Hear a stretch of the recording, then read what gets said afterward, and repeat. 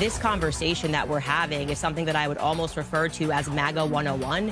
This is like a freshman year class in MAGA college. When I saw the H-1B debate going around, mostly what I saw was racism against Indians. Steve Bannon and the diehard MAGA. Thanks for having me, Ben. Always a pleasure. Glad to be here. Welcome to the show, everyone. Today we have a real clash of the titans. Candace Owens and Michaela Peterson. Candace, a firebrand conservative commentator, never shies away from a heated debate. And Michaela, daughter of the intellectual heavyweight Jordan Peterson, carving her own path in the world of podcasting. All right, let's dive right in. Recently, the H-1B visa issue sparked, shall we say, lively exchange between you two. Group. They look at this as a betrayal. Elon Musk has been at Mar-a-Lago for a bit too long and thinks that that is the sample of what MAGA is, and it simply isn't. I think it's funny that you mentioned ad hominem attacks after you released a 26-minute video detailing my dad's benzo withdrawal and allergic reactions out on YouTube. Do you mind if I finish my sentence, Michaela? You've just been talking for a long time. Do you mind if I... There's not a time. There's not a time. Do you mind if I finish my sentence? It's hard to address them all. Do you mind if I finish my sentence? I feel like I've let you speak. I mean, a bit, but go ahead. Everyone's speaking. The so-called MAGA civil war over visas for skilled workers has put some Trump supporters on an unusual collision course with Elon Musk and Vivek Ramaswamy. The latter criticised US attitudes and work ethics, saying a culture that celebrates the prom queen over the math Olympiad champ or the jock over the valedictorian will not produce the best engineers. Well, this was Steve Bannon's response. I've said many times that Elon came and Elon's money helped organize the grassroots effort. In his engineering mind, he saw what the problem was as we saw it, and he supported it. And for that, he gets a place at the table. There's no doubt. We love converts. But the converts sit in the back and study for years and years and years to make sure you understand the faith and you understand the nuances of the faith and understand how you can internalize the faith. Don't come up and go to the pulpit in your first week here and start lecturing people about the way things are going to be. If you're going to do that, we're going to rip your face off. Michaela, you condemned what you saw as racist undertones in the criticism around a certain appointment, right? Yeah, absolutely. It reminded me of, let me think. It reminded me of some of the stuff my dad went through, with the whole pronoun controversy. The way people jump to conclusions, it's frustrating. Wow. Well, it's not just a battle of the bros. Two influential voices on the right, Michaela Peterson and Candace Owens, traded barbs on this issue too. Peterson said, why did the woke right pretend it was illegal immigration they were against when it turned out it was immigration in general? At least be honest about it. If there's assimilation into the culture and legal immigration, what is the problem other than the skin colour? To which Candace Owens replied, Jordan Peterson's daughter thinks the visa debate comes down to Americans being upset about immigrant skin colour, lol, and the nerve to call the right woke as she makes it about race. 2025 is going to be so much fun. Well, indeed it is, because I'm now going to bring these two together. Candace Owens, host of the Candace podcast, and Michaela Peterson, co-founder of Peterson Academy, both join me now. Welcome to both of you. Happy New Year to both of you. And Candace, you said it was going to be fun this year. Here we go. What was your big objection to what Michaela said? Well, first and foremost, just to be someone that's so new in this country and then to immediately castigate or to cast aside everybody that's in here and say, well, guess what? You're just a bunch of racists. You don't like brown skin, while at the same time referring to us as woke was just mind-boggling to me. Just as Steve Bannon said, it means that she hasn't spent the time to understand who and what the American people are, what the MAGA movement is, and why they have concerns about this program. And so to make sure that everybody around the world understands why this is such a big debate, the H-1B visa program is essentially a foreign worker visa that allows employers to hire workers into, quote unquote, specialty programs, essentially for people who have some sort of a specialized knowledge. I see where you're coming from, but pauses. But I think you're being a little too sensitive. We need to be able to discuss these issues without immediately crying racism. But isn't that a slippery slope, Candace? I mean, where do you draw the line? What do you mean by too sensitive? Look, I'm not saying we should ignore actual racism, but we can't shut down any conversation that makes us uncomfortable. But to be clear, the program has been around since 1990, so the results aren't up for debate. We were just simply lied to about what we were told it was going to do, which was to source the top 1% of talent globally. Instead, they're using the program to source cashiers, teachers, janitors, PR people. So I'm going to have to believe that the American people are very much capable and willing to fulfill those positions, and that instead this program has been completely abused to get foreign workers here who then have a pathway to citizenship, and it lowers worker wages, and it's harming the American people. So I am not fond of it. And I'll add here that prior to his passing, Lou Dobbs of Fox News looked into the program, and he determined that 7 out of the 10 H-1B positions were being outsourced from Indian corporations to American corporations. So it's not globally looking at the 1%. And 5 of those 7 positions were category 1, which essentially just means that they didn't require any specialized knowledge. These are the janitors, these are the teachers, and they are just taking jobs away from the American people. So I just found her referring to this as an issue with being brown, or Americans having an issue with brown people, to be almost comical, to be honest. And I'd love to hear her further explain that position. Okay, well, we're now going to hear it. Michaela, over to you. So I don't know, Candace, if you're seeing what I'm seeing on X, but when I saw the H-1B debate going around, mostly what I saw was racism against Indians specifically. And I'm not saying there isn't a problem with the visa issue in the States in general. Getting top talent here is very difficult. Like, I had a very difficult time getting in, and I'm married to an American. And it was long and annoying, and they don't have a proper way to test people. So, Candace, are you saying Michaela is stifling free speech? Not exactly. It's more like she's contributing to a culture where people are afraid to speak their minds. That's not my intention at all. I just think, no, actually what I mean is, we have a responsibility to be mindful of the language we use.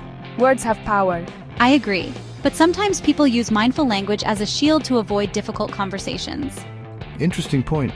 We'll be right back after the break. Sound of commercial break. And we're back. This whole debate brings us to the issue of truth and accountability.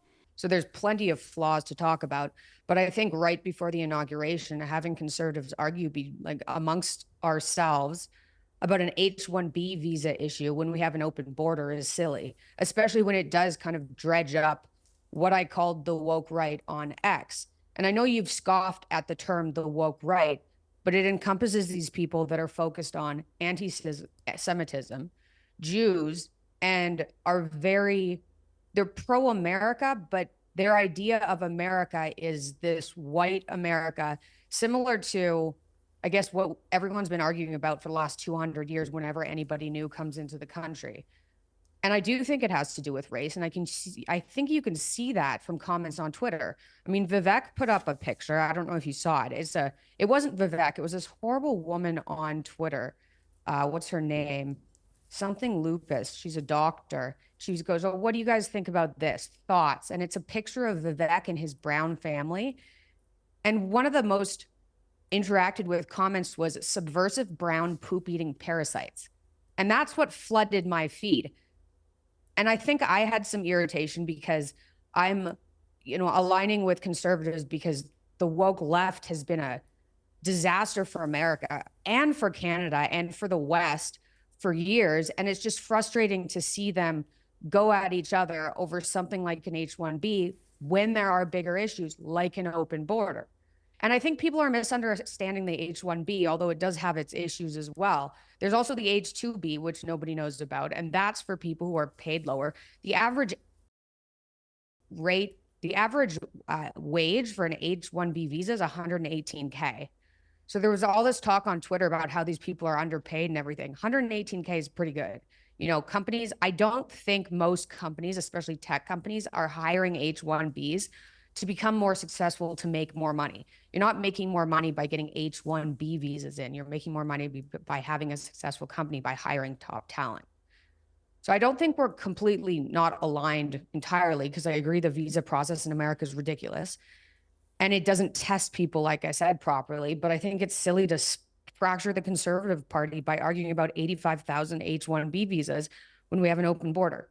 And I don't like the racism. Okay. Candace, do you see common ground there in what you just heard from Michaela? And what do you also feel about the fact that for Steve Bannon and the diehard MAGA, group, they look at this as a betrayal. When they see Vivek and Elon and now Trump as well, all piling in, enthusiastically supporting this, they say, well, hang on, that's not about making America great again. They're not buying into, we need to get all these brilliant people coming here. They think it's a system that's being abused, and that it goes against the spirit of MAGA.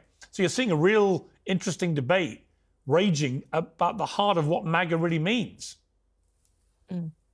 I think Steve Bannon fully has his finger on the pulse there, so he's completely right. And just to respond to the point about seeing racist comments on Twitter, I've heard this argument a lot of times from people where they'll suddenly pretend that if you take a position of something and they can find a racist comment beneath it, then you're on the side of the racist. That's not what I'm doing. That's just called...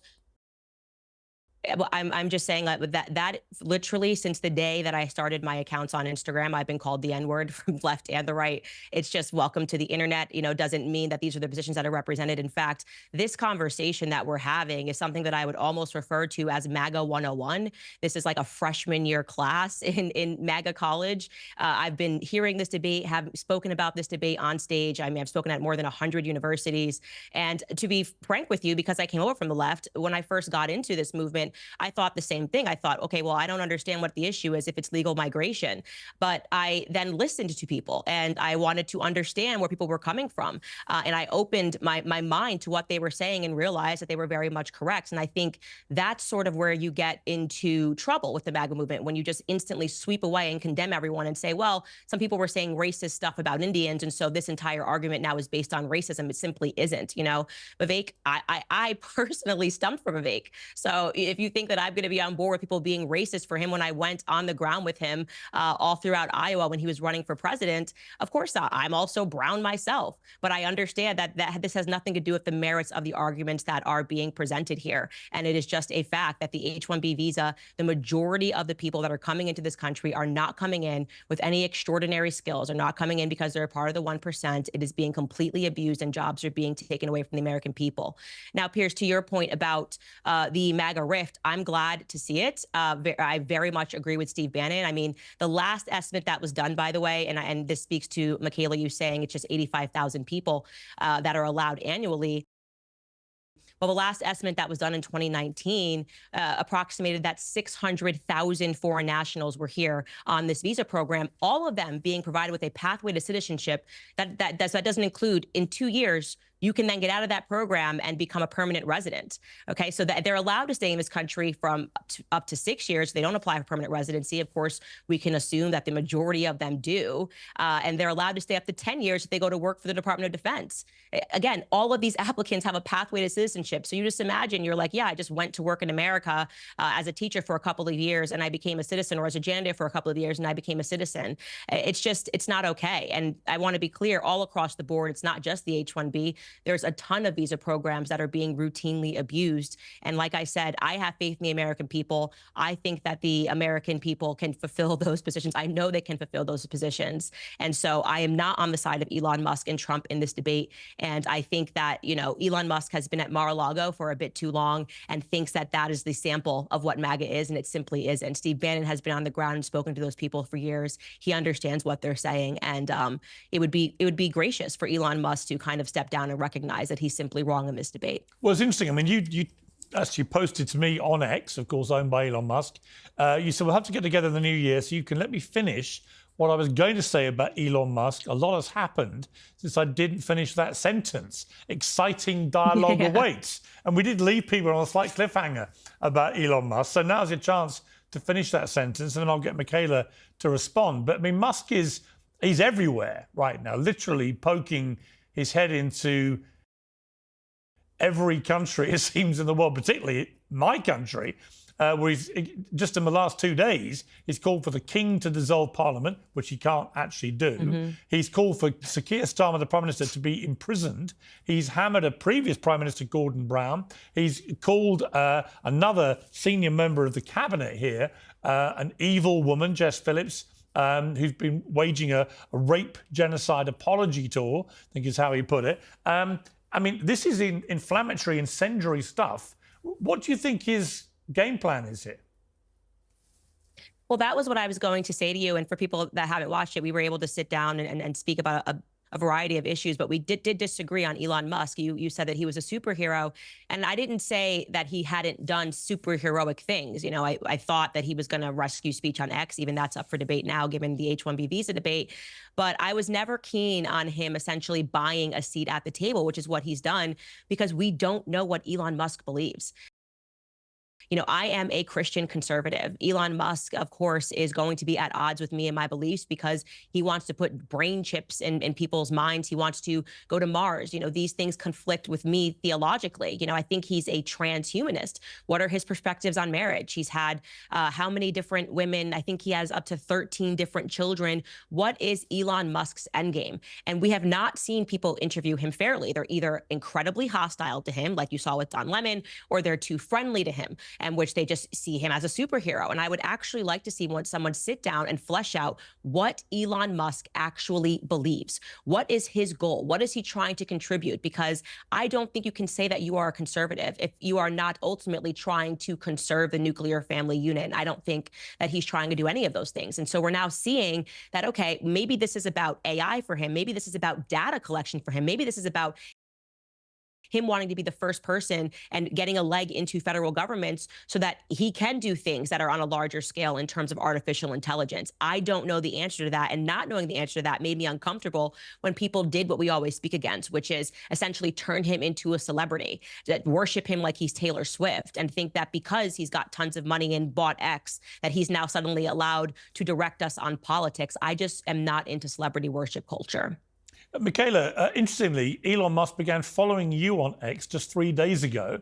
And that happened after you complained that you thought YouTube was trying to shadow ban your father Jordan's interview with Tommy Robinson, very controversial figure over here in the UK. What did you think when Elon began following you? I mean, I'm an Elon fan, so I kind of had a bit of a fangirl moment. And I'm not a fan of celebrity culture, like Candace said, either. I don't usually follow that stuff, but I appreciate what Elon's doing. And I think it's totally fair if you're trying to give the world internet and doing what he's doing for the better of civilization, which I totally believe, that he has a seat at the table. He's also brilliant. So maybe some people don't understand what they're doing, but maybe it's an IQ difference thing. Well, okay. I mean, look, I think he's a genius, no question. But I also think he does seem to amplify to his own gigantic audience. I mean, I don't know how many gazillion followers he now has, but well over 150 million, I think it's 200 million. Especially in the age of social media. Candace, you've been very vocal about this. Absolutely. It's a complete free-for-all out there. People share things without even bothering to check if they're true. Remember that story about, what was it? The fake news about the election? It spread like wildfire. Right. And it's not just fake news, it's also the way algorithms create these echo chambers. You only see what confirms your biases. Mm-hmm. He amplifies all sorts of random people, some of whom are utterly appalling. The worst kind of horrible, extreme right-wing headbangers, and he's giving them this massive platform to spew often complete nonsense. Now, underpinning it, I think he's well-intentioned in that if you take the rape scandal in the UK, for example, he's not wrong that it was a disgraceful scandal. There was an appalling cover-up and there should be a big national inquiry. But when he calls for the king to dissolve Parliament, which he can't actually do, when he calls for the Prime Minister to be jailed, all these kind of things, when he really personally abuses in the most awful way Jess Phillips, who's a female MP, when we've had 2 members of Parliament in the UK murdered in the last 10 years. And he's basically putting a massive target on her head for random headbangers to, go after this, as he put it, genocidal rape apologist. I mean, you couldn't think of a worse thing to say about a woman who's actually campaigned a lot in this area for many years. So I think there is a danger with Elon doesn't quite perhaps comprehend his own power on his own platform. I mean, that's probably true. I think anybody at his level is going to be impossible to comprehend what kind of power you have. Having any type of social media following, it's shocking when people agree with you. So that's definitely true. I don't know enough about Jess Phillips, but after reading what happened to, apparently at least 250,000 girls. So how do we combat this? We need more critical thinking. People need to learn how to evaluate sources and identify misinformation. I agree. And we also need to be more willing to engage with different perspectives, even if we disagree. That's a great point. Michaela, Candace, any final thoughts on how we can bridge these societal divides? I think it starts with listening, really listening to each other, even when it's hard. I second that, and we need to stop demonizing people who disagree with us. Well said. On that note, we'll wrap things up. Candace, Michaela, thank you both for a stimulating conversation. And to our listeners, thanks for tuning in.